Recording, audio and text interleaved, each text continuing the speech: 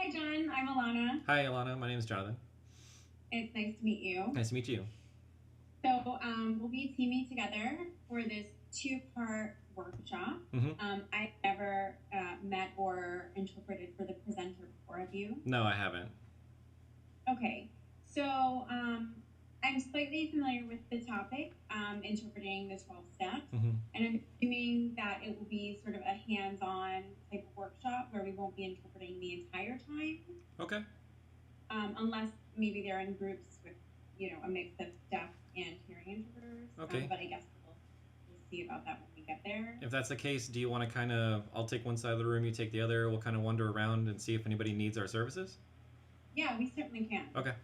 Yeah, and then for the lecture based, do you want to try to start off 20 minutes each and see how that works? Yeah, yeah. And if you need to switch to 15s just for the sake of endurance, then just go ahead and change the time. I'm not sensitive about the time. You go ahead and change it, and I'll go ahead and follow that. Okay, I'm not sensitive about it either. So you're familiar with using a dialogue pad? Yes. Yeah.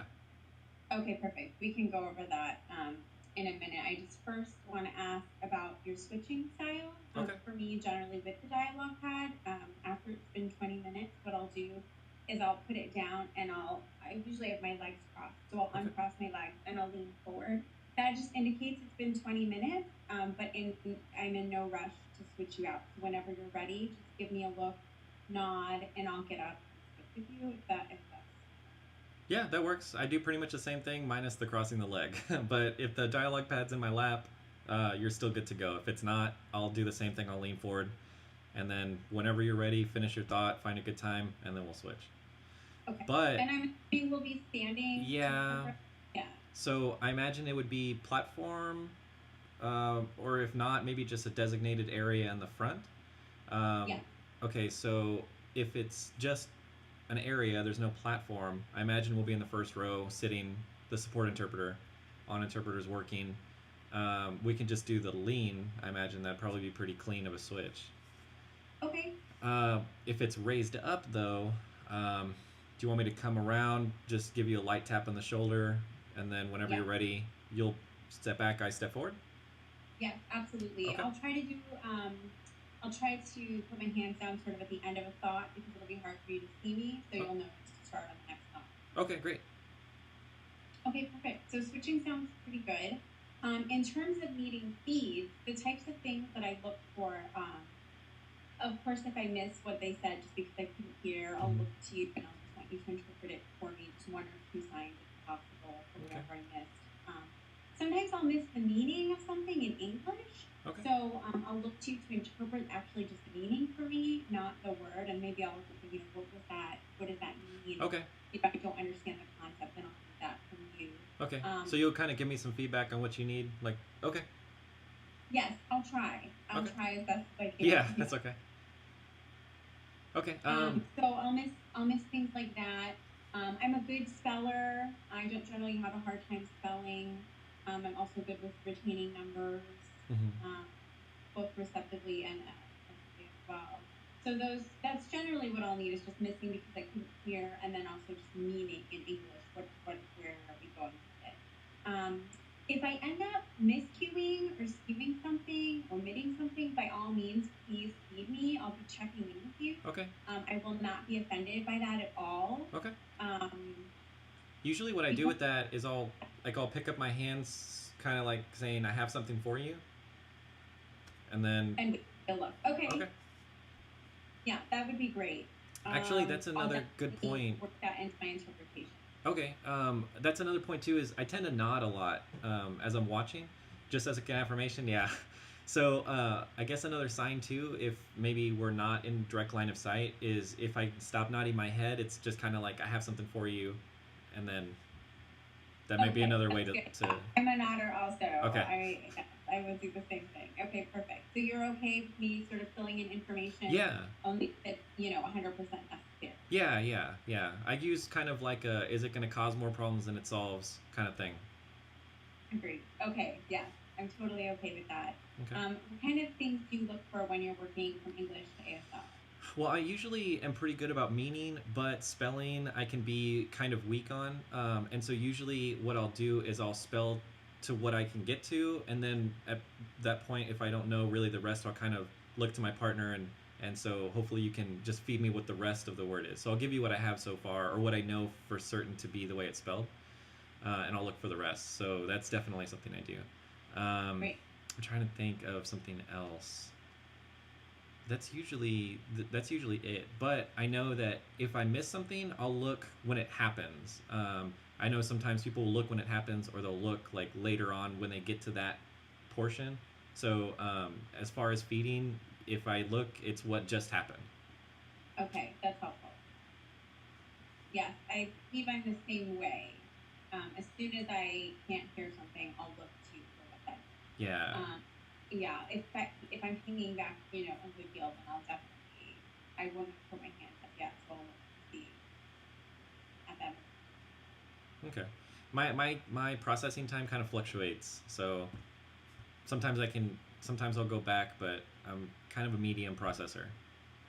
I would agree. I think I'm the same way. Usually, when I'm working for English ASL, depending on the subject matter, um, I think I'll work a little bit closer to the message than I do when I'm working into English. Then I'm a little bit closer to that. I Okay. don't know how much of that will be doing, so we'll just hold on that for now. Yeah, that's a good question. That's a good point. Okay. Um, um, is there anything else about working into ASL before we move on with that? Um, I don't I don't think so. But again, if I notice this, you like if you stop nodding or if you pick up your hands, I'll definitely check in, and I'll try and check in as much as I can. I have a bad habit of not doing that, maybe as much as I should. Okay, well, we'll try to put ourselves in, a pretty direct line of sight, so that should help. Okay. Okay. So yeah, so I think what we need to do is talk to the presenter about how she wants us to handle questions in ASL. Maybe she just wants us to serve as copy signers, Okay. or she wants one of us to copy sign, one of us to voice. Do you have a preference if she wants that? Which one you would rather do? I'm probably stronger in voicing than copy signing, because I usually I'll start copy signing and then I'll start interpreting what the interpreter starts to say. I'm not really good at doing that. If I'm on though and it's that platform and we're stuck, I can manage, but um, I'm probably between the two stronger in voicing. Okay, no problem. So if I'm up there and I see somebody ask a question, I'll try to signal to you that it's a question, and then I'll copy sign it, and maybe you want to just voice it off to me. Yeah, that'll work. Yeah.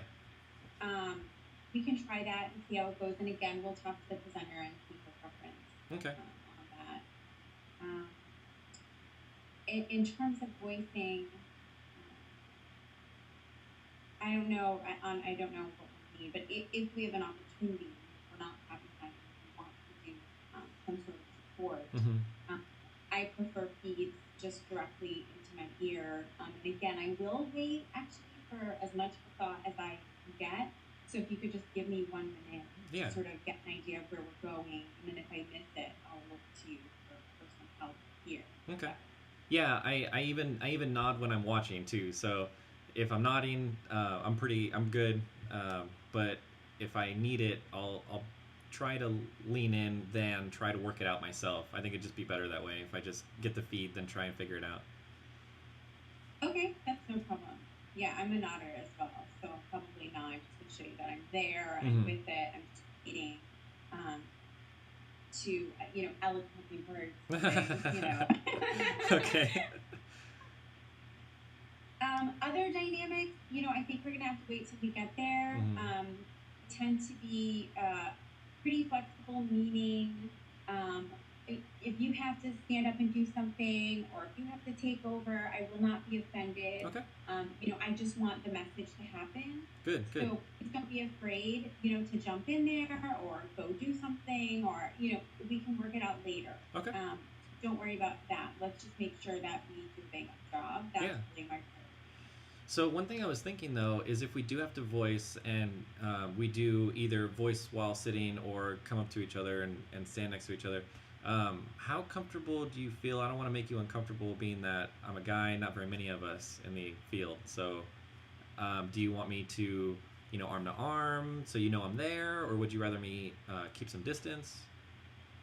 So that's a great question. I don't have problems with personal space. Okay.